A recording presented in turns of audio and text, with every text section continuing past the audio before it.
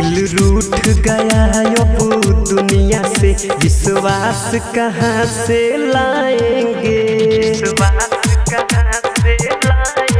हो दिल रूठ गया इस दुनिया से, विश्वास कहाँ से लाएंगे।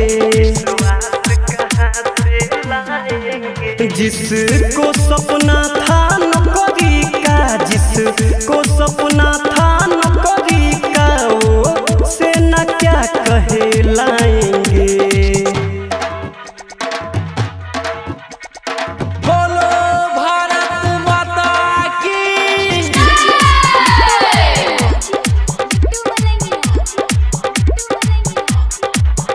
इस देश में ऐसे लोग बैठे जो भला किसी का कर न सके,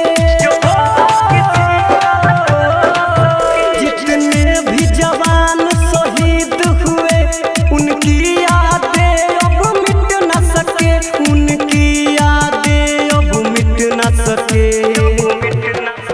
दुख पहुंचा जो उस ममता को, उसको ना कभी भुलाएंगे, जिसको सपना था नौकरी का, उसे ना क्या कहलाएंगे। बोलो भारत माता की।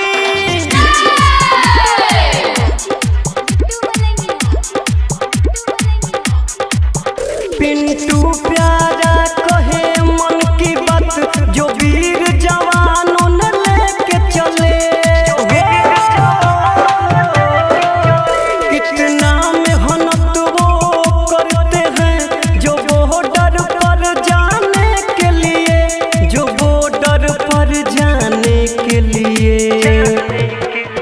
अब एक ही नारा है दिल से, इस मिट्टी में मिल जाएंगे, जिसको सपना था नौकरी का, उसे ना क्या कहला।